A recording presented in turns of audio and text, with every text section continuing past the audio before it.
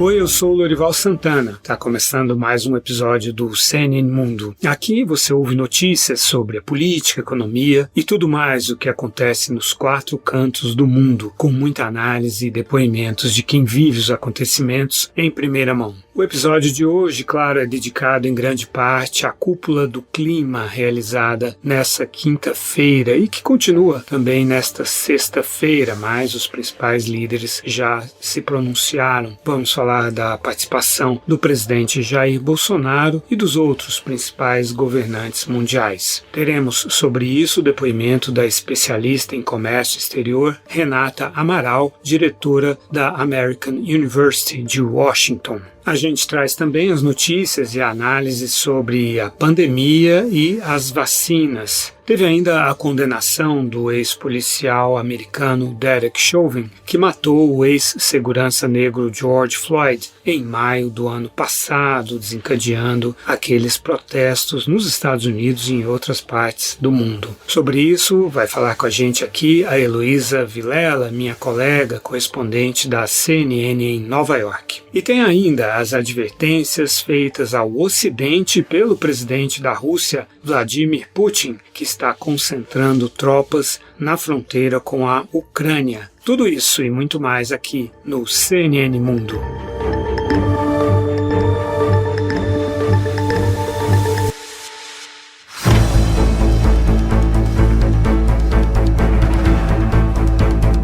Bom, o presidente Joe Biden, como você sabe, convidou 40 líderes mundiais dos 40 países que somados respondem por 80% das emissões de gases que causam o efeito estufa e o aquecimento global no mundo. E todos os 40 atenderam ao chamado, incluindo os presidentes Xi Jinping da China e Vladimir Putin da Rússia, dois países rivais dos Estados Unidos. Bom, vamos começar falando da intervenção do presidente Jair Bolsonaro, lembrando que foram discursos de apenas 3 minutos em média. O presidente foi o 20º governante a falar. E esse já foi um dado interessante, quer dizer, antes dele falaram países menores do que o Brasil. Isso causou um desconforto no governo brasileiro, mas reflete uma certa desconfiança com relação ao presidente Jair Bolsonaro e ao seu governo nessa questão ambiental por parte dos Estados Unidos. A gente vai falar depois das principais intervenções ocorridas antes do presidente Bolsonaro, que disse que o Brasil está na vanguarda do enfrentamento ao aquecimento global, que a maior causa do problema do aquecimento é a queima de combustíveis fósseis e que o Brasil tem menos de 1% da emissão. Ele se referia aí ao inventário das últimas décadas, desde 1990, ele admitiu que hoje são menos de 3%. Houve um aumento por causa justamente da explosão das queimadas na Amazônia. Isso sou eu que estou dizendo. No primeiro ano do governo Bolsonaro foi um aumento de 9,6% nas emissões do Brasil e as queimadas respondem por 44% das emissões dos gases de efeito estufa. Bom, ele disse que o Brasil tem uma das agriculturas mais sustentáveis do mundo, isso é um fato. Mas a agropecuária brasileira, ela emite 28% das emissões do Brasil. Então, se você soma com aqueles 44% das queimadas, são 72%. E por que essa soma? Porque essas queimadas são causadas pela pecuária lá na fronteira agrícola na Amazônia. Qual é a dinâmica? Os grileiros de terra invadem terras da União, que são florestas da Amazônia, contratam grandes tratores que amarram entre si grandes correntes que vão então derrubando a mata, isso nos primeiros meses de cada ano, quando há as chuvas, e aí quando vem a seca, que é agora no mês de abril e maio, aí essa mata seca e eles vão lá e queimam essa mata e transformam em pasto. É claro que essa é a pecuária mais rudimentar, não tem a ver com esse agronegócio brasileiro que é super moderno e que de fato não necessita de desmatamento ilegal, ao contrário, ele tem reduzido a necessidade de área plantada e de pastos porque ele é cada dia mais produtivo. O discurso do presidente Jair Bolsonaro foi elogiado, mas também a Casa Branca não deixou de dar sua alfinetada em linguagem diplomática. Um alto funcionário do Departamento de Estado disse que o discurso teve um tom positivo e construtivo. Destacou a nova meta de alcançar neutralidade até 2050. Mas aí vêm as críticas suavemente e sutilmente. Ele disse que muitos detalhes ainda precisam ser resolvidos e que é justo perguntar a todos os países, Estados Unidos, Brasil, como vão atingir essas metas. E aí vem, acho que a frase mais crítica. Nossa credibilidade se apoiará em planos sólidos, na execução do trabalho e em um foco implacável nos resultados.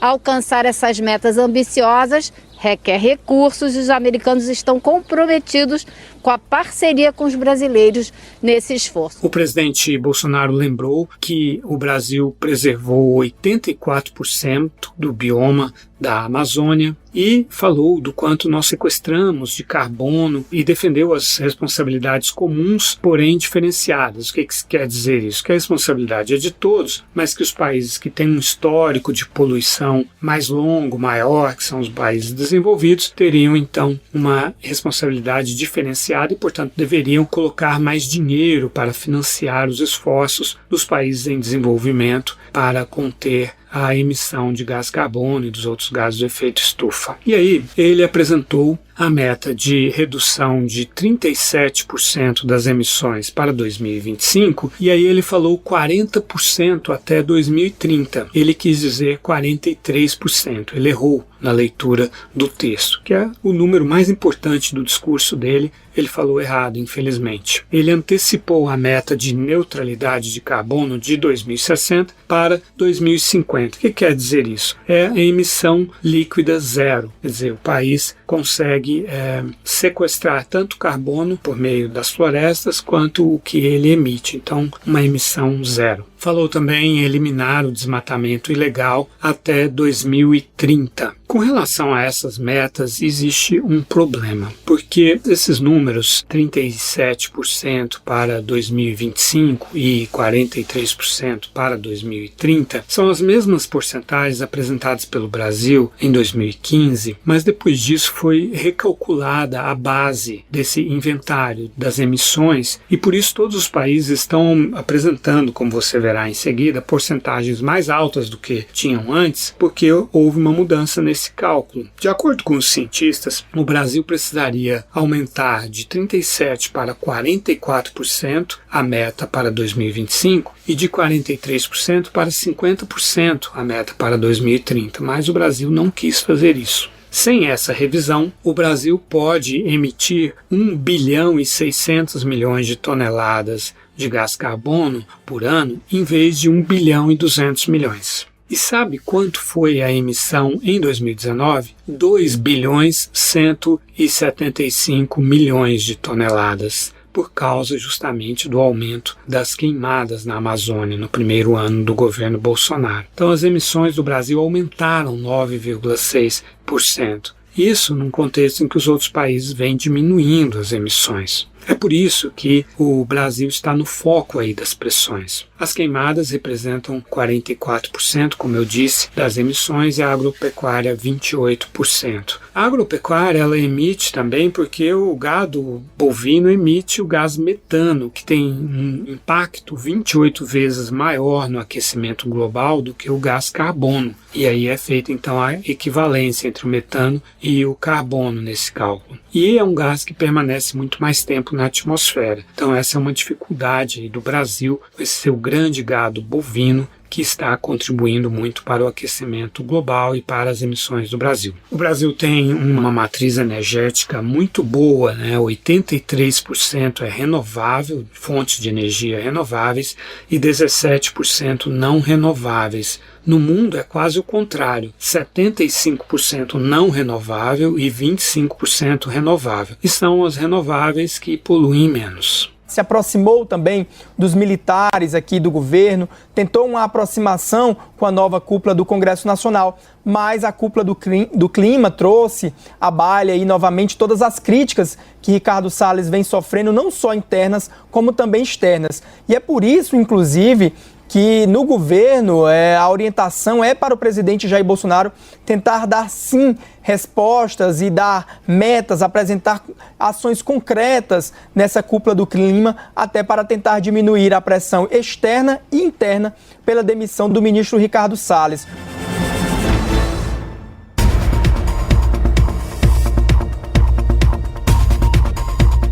A vice-presidente dos Estados Unidos, Kamala Harris, foi a primeira a falar na cúpula. Ela enfatizou a ligação entre proteger o meio ambiente e gerar empregos. Foi algo que o presidente Joe Biden, que falou em seguida, também fez questão de salientar. Isso é principalmente para o público interno e para os republicanos, para aprovar os seus ambiciosos projetos de redução das emissões. O governo Biden precisa do apoio de 10 senadores republicanos. Tem maioria na Câmara, mas precisa de maioria qualificada de 60 votos no Senado. E os republicanos alegam que essas medidas, além de serem gastos públicos muito altos, também gerariam desemprego. E a Kamala falou também da importância de ouvir as comunidades indígenas, algo que é, em grande parte, um recado para o próprio Brasil, cujo governo, no passado, menosprezou os indígenas. O presidente Bolsonaro chegou a dizer que eram os índios que causavam desmatamento, isso num discurso na Assembleia Geral da ONU. Mas essa postura mudou. O presidente Bolsonaro, no discurso dele dessa quinta-feira, falou em ouvir as populações locais, as ONGs, que era um outro grupo que ele também condenava, e todos, segundo ele, que trouxerem soluções concretas serão ouvidos. O presidente Biden salientou que o plano dele para converter a estrutura do país de energia fóssil para energia renovável vai gerar milhões de empregos sindicalizados para os operários que vão trabalhar na criação dessa nova infraestrutura com energia limpa, que vai tirar os trabalhadores do setor do carvão, que é altamente poluidor,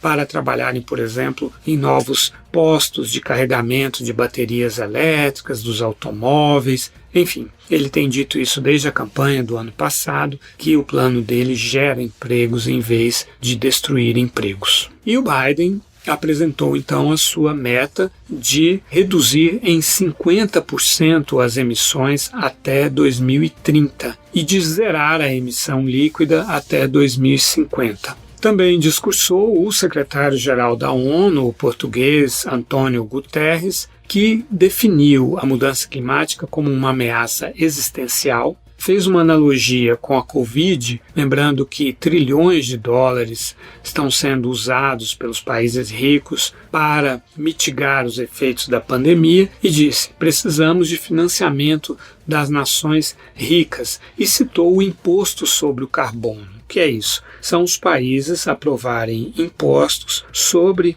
as indústrias, os consumidores, os produtos que emitem mais gás carbono, para exatamente com esse dinheiro financiar projetos de redução das emissões. Mas o segundo governante a falar foi o Xi Jinping, presidente da China. Ele disse que os países desenvolvidos precisam ajudar com dinheiro, mas ofereceu a ajuda da China também com a sua tecnologia, sua inovação. Afinal, a China realmente está na vanguarda aí da produção de carros elétricos, baterias para carros elétricos e várias outras iniciativas que têm sido tomadas pela China desde o final da primeira década deste século pelo antecessor do Xi Jinping, o ex-presidente Hu Jintao, que entendeu que a China precisava mudar a sua matriz energética, que era muito concentrada no carvão, que é altamente poluidor. Dentro do inventário das emissões de gás carbono, a China fica em primeiro lugar no mundo, com 28%, muito por causa do carvão. Os Estados Unidos em segundo lugar, com um pouco mais da metade, 15%.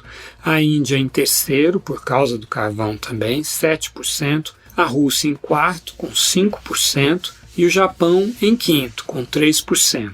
Depois desses 5 países, vem um grupo de 6 países que emitem 2% cada um. Eles incluem a Alemanha e o Canadá, que também usam bastante o carvão. Depois disso, vem um bloco de 7 países que emitem 1% dentro do inventário global. E aí estão incluídos o Brasil e o Reino Unido, por exemplo. O Brasil por causa das queimadas e do gado bovino, o Brasil usa pouco o carvão, e o Reino Unido muito por causa do carvão.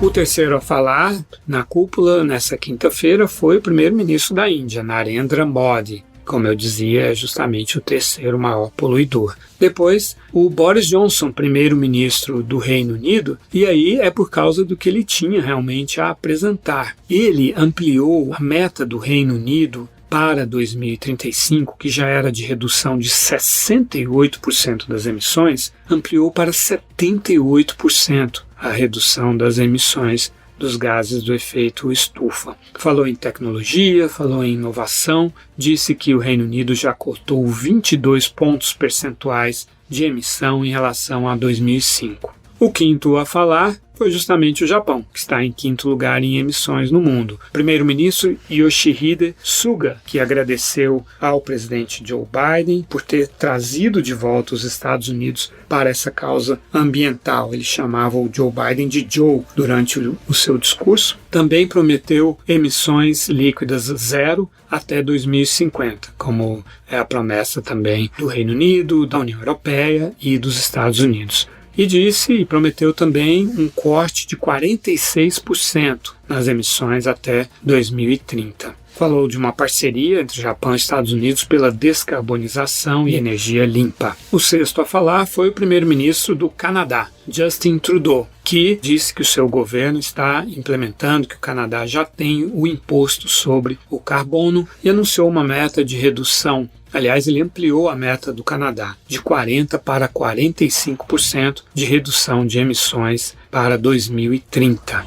A sétima a falar foi a primeira-ministra de Bangladesh, Sheikh Hasina. Em seguida, ao oitavo lugar, veio a chanceler alemã Angela Merkel, que disse que a Alemanha já reduziu 40% das emissões, citou a nova meta da União Europeia de reduzir 55% das emissões sobre 1990 até 2030. Essa é uma meta que foi alcançada agora há pouco, na madrugada de quarta-feira, em negociações entre representantes do Parlamento Europeu e dos 27 países que formam a União Europeia. A meta anterior da União Europeia era de reduzir em 40% até 2030. No discurso, a chanceler Angela Merkel lembrou que o carvão é um recurso muito importante para a Alemanha, o que é óbvio, né? A industrialização da Alemanha tem a sua história associada ao carvão do rio Reno. E a Angela Merkel foi quem fechou as usinas nucleares depois do desastre da usina nuclear de Fukushima em 2011. A energia nuclear sofre críticas dos ambientalistas por causa da destinação dos resíduos, mas por outro lado ela não emite gás carbono. Angela Merkel ressaltou que a Alemanha está destinando 1 bilhão e 400 milhões de dólares por ano até 2025 na conversão para fontes renováveis, que, segundo ela, hoje representam 46% da matriz energética alemã. Depois veio o presidente Emmanuel Macron, da França, e o presidente Vladimir Putin, da Rússia. Ele disse que 45% da matriz energética russa é de energia limpa, incluindo nuclear, e que a Rússia reduziu pela metade para 1,5 bilhão de toneladas ao ano as suas emissões de gases do efeito estufa. O 11º a falar foi o presidente da Coreia do Sul, Moon Jae-in, e em seguida veio o presidente da Indonésia, Joko Widodo. A Indonésia é importante porque ela teve, no ano passado, o menor desmatamento dos últimos anos, nível mais baixo desde o início do monitoramento em 1990. a queda do desmatamento foi de 75% em relação a 2019, segundo o governo indonésio. E ele disse também que a Indonésia está criando o maior parque industrial do mundo, com 25 mil hectares, e enfatizou o desenvolvimento de biocombustíveis na Indonésia. Então, como você vê, a Indonésia é aí um concorrente do Brasil na atração das atenções e dos recursos do mundo. O Brasil poderia estar apresentando esse tipo de dados que o presidente Joko Widodo da Indonésia apresentou. Essa ideia de um parque industrial verde bate com um plano que foi apresentado em 2008 pela Academia Brasileira de Ciências para que o Brasil criasse um parque industrial na Amazônia com universidades, laboratórios para produzir ciência, descobrir os segredos da floresta, patentear essas riquezas e, mantendo a floresta de pé, atrair muitas riquezas para o Brasil. O plano foi ignorado desde então. Depois, em 13º, falou o presidente da África do Sul, Cyril Ramaphosa, que disse que até 2030 vai reduzir em 8 pontos percentuais as emissões de gás carbono. O país emite 100 milhões de toneladas por ano. Lembrando que o Brasil emitiu em 2019 2 bilhões 175 milhões de toneladas. Só para ter uma referência, claro que o Brasil é maior do que a África do Sul. Depois falou o primeiro-ministro da Itália, Mario Draghi, que falou em inglês, inclusive, ele que foi presidente do Banco Central Europeu. E depois chamou a atenção que falou o presidente das Ilhas Marshall, David Caboa. Eu estive nas Ilhas Marshall em 2018. É um atol de corais maravilhoso, lindíssimo, verde, marinho, as cores vistas de cima, um verde azulado. E essas ilhas, assim como as Ilhas Seychelles, que eu estive em 2019, estão ameaçadas de desaparecerem por causa da elevação do nível do mar, né? Em muitas ilhas, no Caribe também, essas ilhas são do Indo-Pacífico, mas no Caribe também ameaçadas de desaparecer por causa do aquecimento global que eleva o nível do mar. E no caso das Seychelles e de muitas outras dessas ilhas também, o aquecimento da água está provocando a morte dos corais, que por sua vez são os lugares onde os peixes se escondem. Então os peixes estão fugindo, estão alguns em extinção, os predadores desses peixes acabam matando e tem risco de extinção de vários peixes, e muitas dessas populações vivem da pesca. E em 17º lugar, para irritação do governo brasileiro, falou o presidente da Argentina, Alberto Fernandes, que prometeu ampliar a sua meta de redução das emissões em 27 pontos percentuais e disse que estão mudando a matriz energética para fontes renováveis de energia. Em 18º lugar, falou a Ursula von der Leyen, que é a presidente da Comissão Europeia, e disse que a União Europeia está investindo 1 trilhão de euros na conversão para fontes mais limpas de energia. Eu estou te dando essa ordem das intervenções dos governantes para você entender como se chegou ao Bolsonaro em 20º lugar. Em 19º, antes do presidente Bolsonaro, veio o rei Salmão da Arábia Saudita, que anunciou uma redução de 15 pontos percentuais no uso da energia fóssil por parte da Arábia Saudita, que obviamente é um grande produtor e exportador de petróleo, que a coloca naquele grupo dos países que emitem 2% das emissões globais. O que o governo americano gostaria de ter ouvido do Brasil? Pelo que eu apurei, em primeiro lugar, uma correção das metas para se ajustar ao novo cálculo da base, como eu expliquei. Também eles gostariam de ouvir do ministro do Meio Ambiente, Ricardo Salles, dizer que ele dissesse claramente que o desmatamento ilegal não será tolerado. E o Ricardo Salles é identificado ali como alguém que não comunga muito com essa visão da preservação ambiental. Claro que o presidente Bolsonaro também não. É óbvio que o governo brasileiro está se ajustando por causa das pressões internas e externas e por causa da eleição do Joe Biden, que agora assume a liderança mundial nessa questão. Se o então presidente Donald Trump se reelegesse, se não houvesse essas pressões, mesmo havendo as pressões da União Europeia, que tem havido nos últimos anos, provavelmente o Brasil não sairia do lugar em que estava. Por outro lado, o governo americano considera que as conversas com o Itamaraty estão fluindo bem e diz que o Código Florestal é bastante respeitado no mundo todo e que o que gostaria é que o Brasil implementasse o Código Florestal. A gente ouve agora o depoimento da Renata Amaral, diretora da American University de Washington. Olá, Lorival, obrigada pelo convite. Eu sou Renata Amaral, professora adjunta da American University. Estou falando aqui da capital americana, Washington, D.C. Bem, as principais causas da pressão internacional e particularmente a pressão que o governo norte-americano de Joe Biden tem exercido em relação ao Brasil no que tange a pauta internacional estão relacionadas intimamente aos números dos últimos 2 anos do governo Jair Bolsonaro em relação ao meio ambiente, né? A gente teve um aumento significativo de incêndios e de desmatamento na Amazônia, uma diminuição de penalizações para crimes ambientais. A gente assistiu repetidamente o presidente brasileiro questionando a participação em acordos multilaterais, como o Acordo de Paris, dizendo que isso eventualmente atacaria a soberania brasileira, e também questionando o papel das organizações não governamentais que trabalham com o meio ambiente no Brasil, na Amazônia particularmente, e também o discurso de líderes indígenas, né? O governo norte-americano entende, particularmente nesse último ponto, que os governos devem ter um engajamento com essas populações, entender quais os problemas que enfrentam e tentar achar soluções conjuntas. Então, as principais causas estão relacionadas a esses pontos, que estão atrelados a como o governo Jair Bolsonaro tratou de meio ambiente nesses 2 primeiros anos do seu governo. As principais expectativas em relação à participação do mandatário brasileiro na cúpula de líderes sobre o clima, liderada pelo governo norte-americano,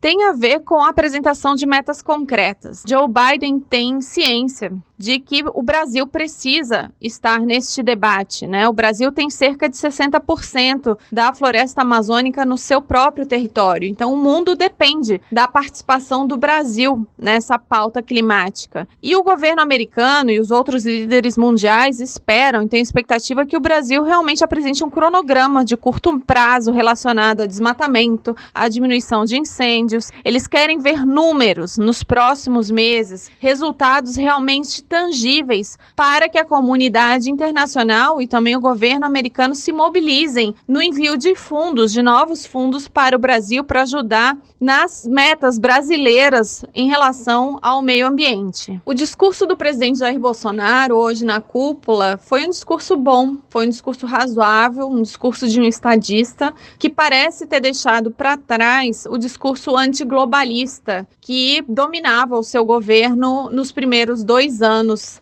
de governo Bolsonaro. O presidente apresentou metas concretas, um compromisso de diminuir emissões de gases que causam efeito de estufa em 37% até 2025 e 40% até 2030, atingir a neutralização de carbono até 2050 e um compromisso de eliminar desmatamento ilegal até 2030, mas sem comentar sobre os números alarmantes de desmatamento na floresta amazônica. O presidente também deixou claro que é preciso haver justa remuneração pelos serviços ambientais prestados pelos biomas brasileiros ao planeta, como forma de reconhecer o caráter econômico das atividades de conservação. E, nesse sentido, disse que está aberto à cooperação internacional. Então, de forma geral, o discurso foi um discurso bom, extremamente diferente de tudo que Jair Bolsonaro já fez publicamente em relação ao meio ambiente, e esperamos que seja, de fato, uma mudança de postura deste governo em relação a essa pauta, que, de forma alguma, foi prioritária até esse momento para o governo brasileiro.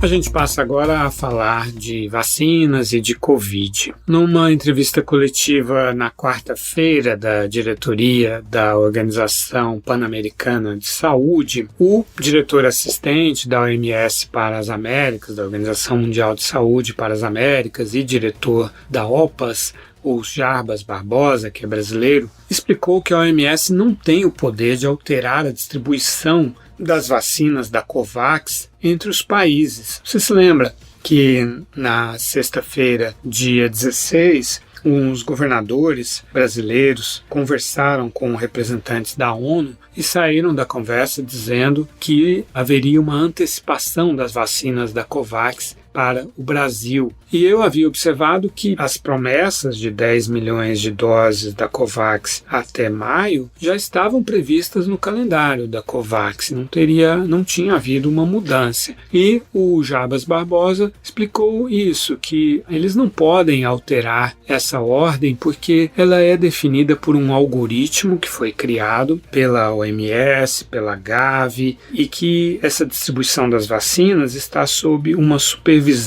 de um órgão independente de especialistas e exatamente para não favorecer nenhum país. Ele diz também que a meta é entregar doses suficientes para imunizar 20% das populações dos países participantes da COVAX, 20% das populações até o fim do ano. Mas que para isso estão tendo que negociar, e essas negociações são em um alto nível, segundo ele, com a Índia, para a Índia retomar as exportações do Instituto Serum, que é o grande fornecedor da COVAX, da AstraZeneca, porque a Índia suspendeu as exportações de suas vacinas para atender a sua população local. Por sinal, a Índia anunciou que iniciará a vacinação no mês que vem de todos os indianos acima de 18 anos. E aí será uma combinação de vacinação pública com também das clínicas privadas que serão então liberadas para vacinar. Inclusive o preço vai ser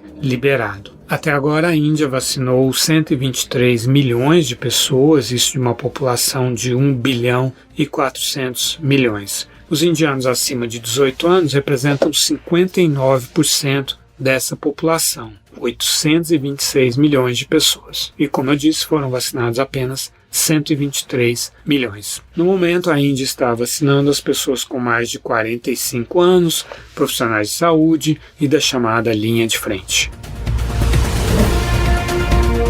A Agência Europeia de Medicamentos admitiu uma possível ligação entre os casos raros de coágulos cerebrais e a vacina da Johnson & Johnson, mas enfatizou que o risco de não vacinar é muito maior do que esse risco de coágulos. E sobre essa questão, o Jarbas Barbosa, diretor assistente da OMS para as Américas, nessa coletiva de quarta-feira da qual eu falava, trouxe uma informação interessante. Entre as pessoas que receberam a vacina da AstraZeneca no Reino Unido, que tem um excelente sistema de vigilância, esses coágulos cerebrais foram um caso para 250 mil doses da vacina. E uma meta-análise de 425 estudos publicados em revistas internacionais mostrou que o risco de trombose venosa para pacientes de Covid-19 é de 21% para todos aqueles que são internados em hospitais e de 31% para os pacientes de Covid-19 em terapia intensiva. Então você vê, se você recebe a vacina da AstraZeneca no Reino Unido, o risco de contrair essa doença é de 1 para 250 mil, enquanto que entre as pessoas que não são vacinadas e que ficam doentes, o risco pode ser de 21 para 100, se você vai para o hospital, e de 31 para 100 se você vai para a UTI. O CEO da Pfizer, Albert Bourla, disse que as pessoas que receberam a sua vacina provavelmente precisarão de uma terceira dose dentro de 6 a 12 meses, isso por causa da proliferação das novas variantes, e que, por esse mesmo motivo, deve se tornar anual a vacinação, como acontece com a gripe, por exemplo. Portugal anunciou o fim da suspensão dos voos para o Brasil, que estava em vigor desde 27 de janeiro, mas só autoriza viagens essenciais por motivos profissionais, estudos, reunião familiar, razões de saúde ou humanitárias para os brasileiros. E a Espanha estendeu pela 6ª vez as restrições adotadas em fevereiro aos voos do Brasil e da África do Sul. Estendeu para o dia 11 de maio. E o governo italiano está pensando em reabrir o país para o turismo em meados de maio, com medidas de precaução, incluindo adotar um passaporte da vacina antes do resto da União Europeia. Falando em passaporte de vacina, em abertura para o turismo, o governo cubano é que está com planos de, assim que uma de suas vacinas ficar pronta, criar um turismo de vacina. O governo cubano que acaba de trocar oficialmente de mãos no último congresso do Partido Comunista Cubano. Ficou oficializada a aposentadoria do Raúl Castro e, no seu lugar, assume, portanto, consolida o seu poder o Miguel Díaz-Canel. Raúl gostaria de ter entregado o poder numa situação de maior prosperidade de Cuba, né? Mas a ilha sofreu duramente no ano passado com a total paralisia do turismo, que é super importante para Cuba. Segundo o governo cubano, o PIB pode ter caído ao menos 11%. O ex-policial branco Derek Chauvin, que manteve o seu joelho sobre o pescoço do ex-segurança George Floyd no dia 25 de maio, levando à morte, foi considerado culpado na terça-feira das 3 acusações que o Ministério Público de Minnesota lançou sobre ele. São elas assassinato de 2º grau e de 3º grau e homicídio de 2º grau. São as leis estaduais nos Estados Unidos que definem as penas e a descrição exata de cada um desses crimes. De acordo com a lei de Minnesota, assassinato de 2º grau é matar sem intenção e a pena máxima é de 40 anos. Assassinato de 3º grau é causar a morte por ação claramente perigosa, agir sem consideração pela vida humana e a pena máxima é de 25 anos. E teve ainda o que em inglês se chama manslaughter, que eu estou traduzindo por homicídio de 2º grau, que é criar um risco não razoável e conscientemente assumir o risco de causar a morte ou ferimentos em outra pessoa. A pena máxima é de 10 anos. Antes de sair o veredito, o presidente Joe Biden havia dito que estava rezando pela condenação de Derek Chauvin. Claro, a defesa de Derek Chauvin pode e deve recorrer dessa condenação, pode levar 2 meses para o júri anunciar a sua sentença. Lembrando que a condenação é bastante difícil, e ela ocorreu, porque o júri precisa decidir por unanimidade. Eram 12 jurados e tem que haver um consenso entre eles. Isso é bastante raro. Em geral, sempre há jurados que acabam apoiando os policiais que cometem crimes e até assassinatos e consideram que faz parte do trabalho deles. A gente ouve agora o depoimento da minha colega Heloísa Vilela, correspondente da CNN em Nova York. Olá, Lorival, Heloísa Vilela aqui, falando de Nova York. Como você sabe, Derek Chauvin, o ex-policial de Minneapolis, foi condenado essa semana pelas 3 acusações de homicídio que pesavam contra ele. Derek Chauvin é aquele ex-policial que o mundo inteiro viu com o joelho sobre o pescoço de George Floyd no dia 25 de maio do ano passado. O afro-americano morreu no local diante de um grupo de pessoas, uma delas uma jovem de 17 anos que gravou a cena toda. E ela estava com uma prima de apenas 9 anos de idade, que também foi testemunha no julgamento do ex-policial. Bem, esse caso provocou uma onda de protestos aqui nos Estados Unidos no verão passado e também em outros países do mundo, inclusive o Brasil, transbordando uma reclamação, uma reivindicação, um grito que já ecoa há décadas. A justiça racial. A gente não pode esquecer que esse país aqui tem como base, da sua fundação, como o Brasil também, a escravidão. E depois da barbárie da escravidão, se seguiram décadas de linchamentos, de enforcamentos, de perseguição e de um tratamento que nunca foi igual entre brancos e negros. E a morte de George Floyd trouxe isso tudo mais uma vez à tona e com muita força, uma força que não se via desde a época do movimento dos direitos civis. Então foi um momento assim muito marcante e as evidências, as provas desse crime são muito fortes. Até o presidente Joe Biden disse, depois que o júri se reuniu para deliberar e decidir o futuro desse ex-policial, Biden disse que esperava um resultado certo, correto, porque as provas eram acachapantes. E realmente, a gente olhar aquela cena, aquele homem vendo todo mundo pedindo a ele para tirar o joelho de cima do pescoço de Floyd, as pessoas vendo a vida dele expirar